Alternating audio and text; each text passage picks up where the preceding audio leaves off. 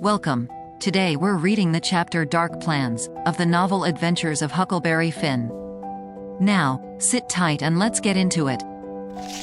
It would be most an hour yet till breakfast, so we left and struck down into the woods.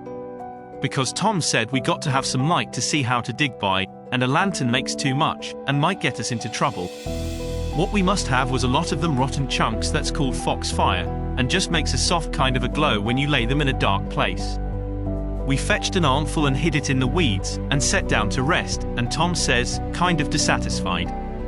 Blame it, this whole thing is just as easy and awkward as it can be.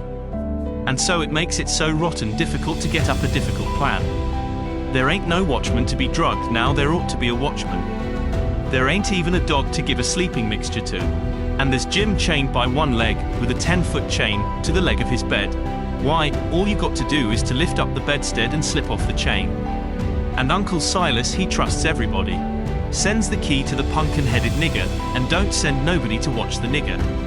Jim could got out of that window hole before this, only there wouldn't be no use trying to travel with a 10-foot chain on his leg. Why, drat it, Huck, it's the stupidest arrangement I ever see. You got to invent all the difficulties. Well, we can't help it. We got to do the best we can with the materials we've got. Anyhow, there's one thing, there's more honor in getting him out through a lot of difficulties and dangers, where there weren't one of them furnished to you by the people who it was their duty to furnish them, and you had to contrive them all out of your own head. Now look at just that one thing of the lantern. When you come down to the cold facts, we simply got to let on that a lantern's rescue. Why, we could work with a torchlight procession if we wanted to, I believe. Now, whilst I think of it, we got to hunt up something to make a saw out of the first chance we get. What do we want of a saw? What do we want of a saw? Hain't we got to saw the leg of Jim's bed off, so as to get the chain loose? Why, you just said a body could lift up the bedstead and slip the chain off. Well, if that ain't just like you, Huck Finn, you can get up the infant schooliest ways of going at a thing. Why, hain't you ever read any books at all? Baron Trenck, nor Casanova, nor Benvenuto Cellini, nor Henry IV, nor none of them heroes. Who ever heard of getting a prisoner loose in such an old maidy way as that? No, the way all the best authorities does is to saw the bed leg in two, and leave it just so, and swallow the sawdust, so it can't be found, and put some dirt and grease around the sawed place so the very keenest seneschal can't see no sign of its being sawed, and thinks the bed leg is perfectly sound. Then, the night you're ready, fetch the leg a kick, down she goes. Slip off your chain, and there you are. Nothing to do but hitch your rope ladder to the battlements, shin down it, break your leg in the moat because a rope ladder is 19 foot too short. You know, and there's your horses and your trusty vassals, and they scoop you up and fling you across a saddle, and away you go to your native Languedoc, or Navarre, or wherever it is. It's gaudy, Huck. I wish there was a moat to this cabin. If we get time, the night of the escape, we'll dig one. I says, what do we want of a moat when we're going to snake him out from under the cabin? But he never heard me. He had forgot me and everything else. He had his chin in his hand, thinking. Pretty soon he sighs and shakes his head.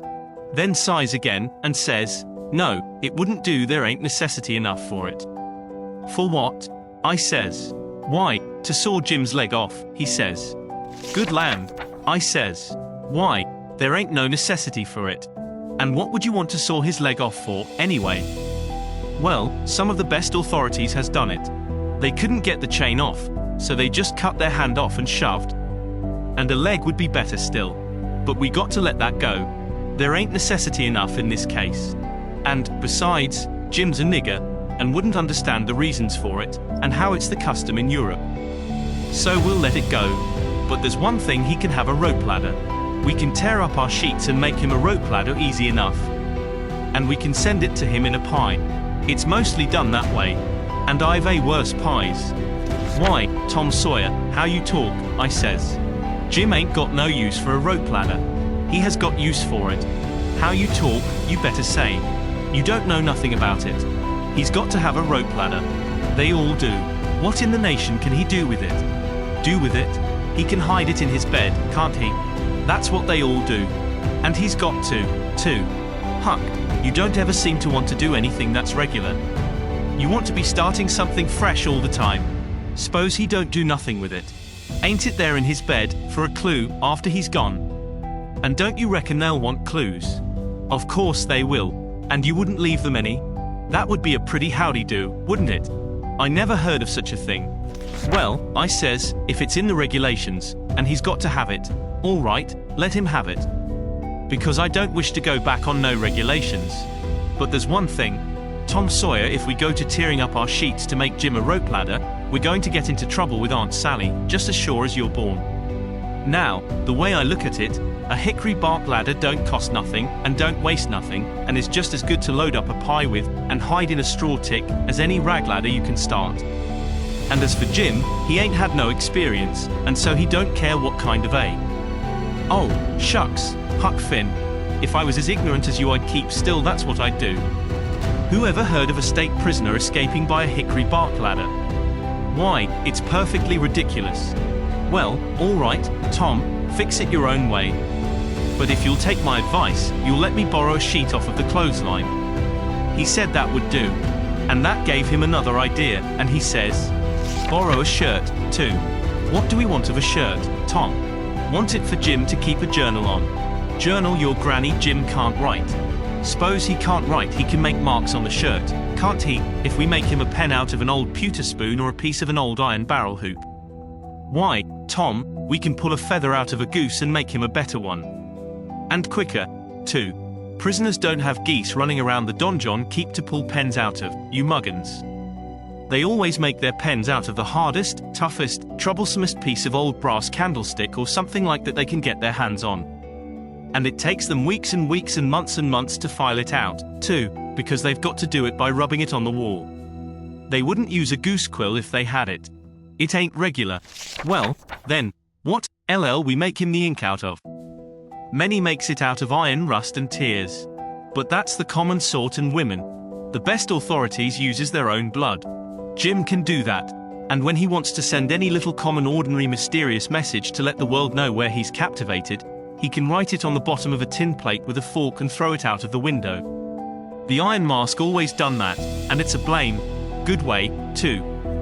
Jim ain't got no tin plates. They feed him in a pan. That ain't nothing. We can get him some. Can't nobody read his plates? That ain't got anything to do with it, Huck Finn. All he's got to do is to write on the plate and throw it out. You don't have to be able to read it.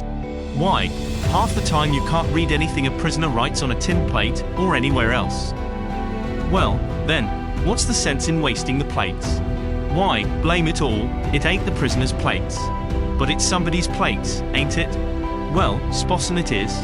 What does the prisoner care whose? He broke off there, because we heard the breakfast horn blowing. So we cleared out for the house. Along during the morning I borrowed a sheet and a white shirt off of the clothesline. And I found an old sack and put them in it, and we went down and got the fox fire, and put that in too.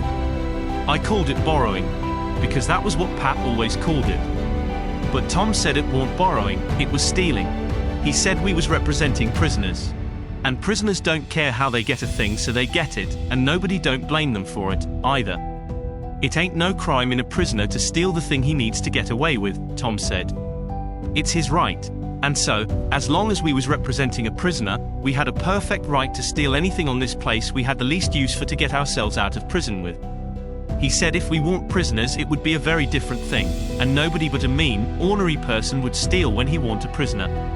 So we allowed we would steal everything there was that come handy. And yet he made a mighty fuss, one day after that, when I stole a watermelon out of the nigger patch and eat it. And he made me go and give the niggers a dime without telling them what it was for.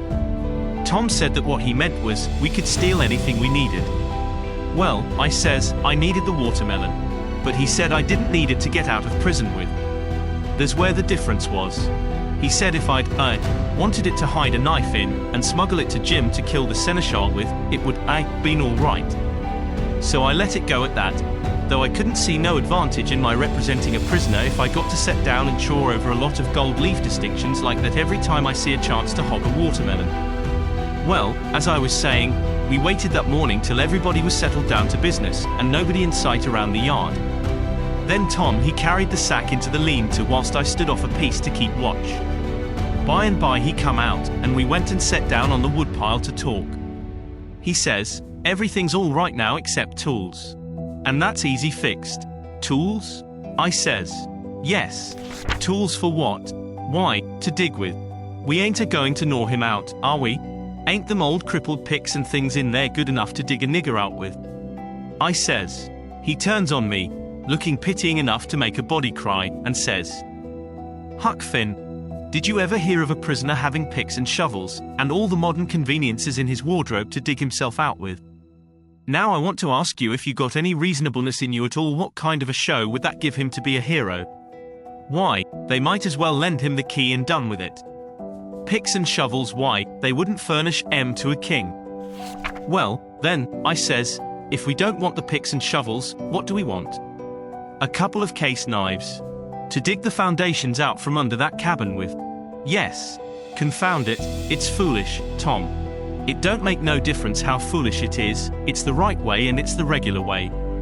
And there ain't no other way, that ever I heard of, and I've read all the books that gives any information about these things.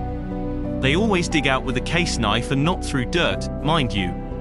Generally it's through solid rock. And it takes them weeks and weeks and weeks, and forever and ever.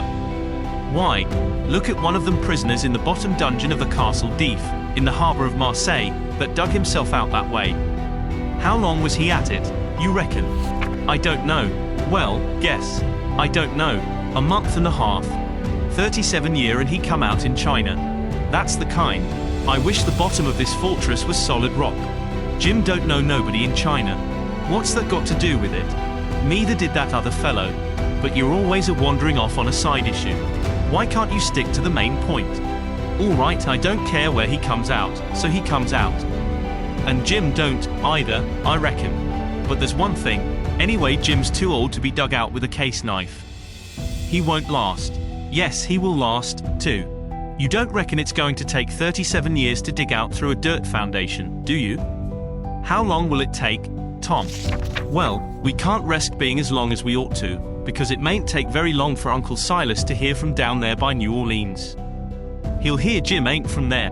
Then his next move will be to advertise Jim, or something like that. So we can't risk being as long digging him out as we ought to. By rights I reckon we ought to be a couple of years. But we can't. Things being so uncertain, what I recommend is this.